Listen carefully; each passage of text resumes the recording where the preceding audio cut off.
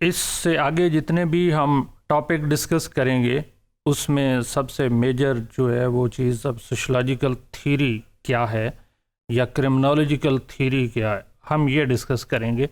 ये अंडरस्टैंडिंग के लिए थोड़ा सा कॉम्प्लेक्स है और जो बिलो एवरेज या एवरेज स्टूडेंट्स हैं वो शायद थोड़ा सा कन्फ्यूजन फील करते हैं कि ये पता नहीं थ्योरी है क्या।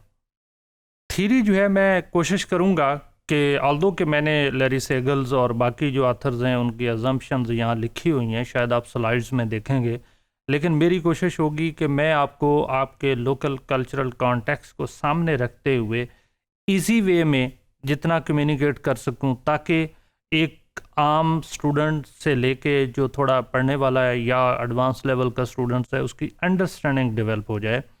इसलिए मैं थ्योरी को बहुत सादा लफ्ज़ों में बयान करने की कोशिश करूँगा कि थ्योरी है क्या, ये किस तरह के इसके पार्ट्स क्या हैं और किस तरह की थ्योरी जो है उसको होना चाहिए और क्या थ्योरी और रिसर्च का आपस में तल्लक क्या है।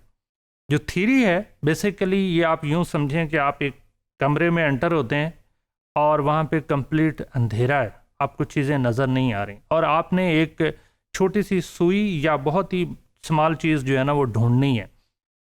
उसको ढूंढने के लिए आपको क्या चाहिए? सबसे पहले लाइट चाहिए।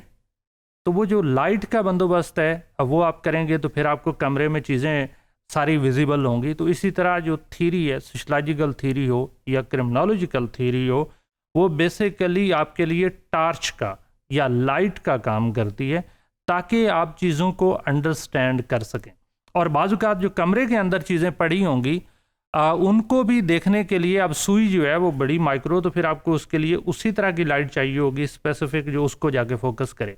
एक तो वो लाइट है जो पूरे कमरे को, हो सकता है वो डिम हो, और अगर आपके हाथ में टार्च है यानी स्मॉल जो टार्च है वो आप अगर लेकर जाएंगे तो हो सकता है उससे आपको सुई ढूंढने में फिर उसकी डायरेक्शन या डिटरमिन करने में आपको आसानी होगी। तो बेसिकली सोशलॉजिकल थ्योरी या क्रिमिनोलॉजिकल थ्योरी जो है उसका भी यही रोल होता है कि आपने किसी भी सोशल फिनोमेना को आइडेंटिफाई करना है, नंबर 1 इंटरप्रेट करना है, नंबर 2, नंबर 3 उसको एनालाइज करना है और नंबर 4 उसको इवैल्यूएट करना है कि वो किस हद तक ठीक है इंटरप्रिटेशन या उसके लिए आपको अल्टरनेट और थ्योरी चाहिए।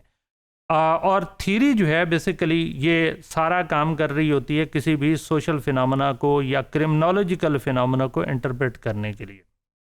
अब मैं आपको 2 एग्जांपल देना चाहूँगा।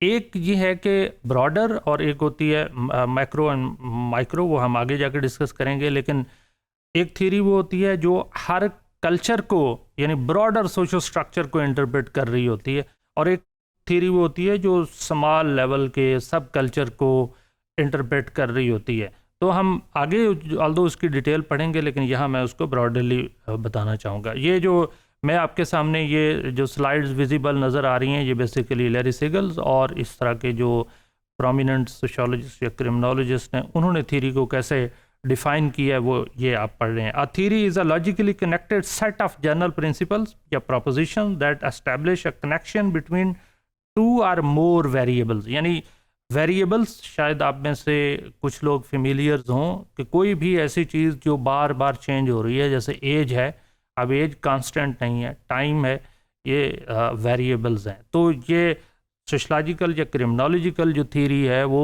इन एक से ज़्यादा वेरिएबल्स के दरमियान में जो आपस में इंटरकनेक्टेडनेस है, जो रिलेशनशिप है, उसको डिफ़ाइन करती है। मिसाल के तौर पे पॉवर्टी लीड्स टू क्राइम, तो 2 वेरिएबल हो गए, एक पॉवर्टी और दूसरा crime.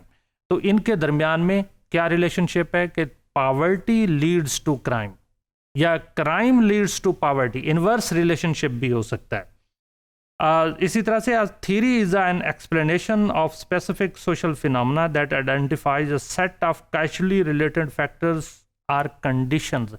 Cause and effect relationship होना ज़रूरी है, यानी थ्योरी के अंदर या 2 वेरिएबल्स के अंदर या 2 प्रोपोजिशंस के अंदर मिसाल के तौर पे पहले हम अजम्पशंस लेते हैं फिर हम प्रोपोजिशंस लेते हैं। अजम्पशंस क्या है कि कोई चीज़ आप आइडेंटिफाई करते हैं कि ये अज्यूम करते हैं कि ये एक ऐसे हो सकता है। मसलन हमने अज्यूम किया पॉवर्टी लीड्स टू क्राइम, तो ये हमने अज्यूम किया that may be true that may be false. लेकिन थ्योरी के अंदर प्रपोजिशंस के साथ यानी अजम्पशन के साथ प्रपोजिशंस होती हैं और प्रपोजिशन से हाइपोथेसिस डेवलप होता है और हाइपोथेसिस जो है वो प्रेडिक्शन देता है कि ये बिहेवियर किस तरह से है। जब हम रिसर्च करने के बाद इस नतीजे पे पहुंचेंगे कि वाकई ही हमारा डाटा कह रहा है कि पावर्टी जो है उसकी वजह से क्राइम्स एक सर्टेन जगह पे हो रहे हैं, तो उसको कहते हैं कि ये एक अजम्पशंस बन गए और 2 या 3 अजम्पशंस मिलती हैं तो उससे एक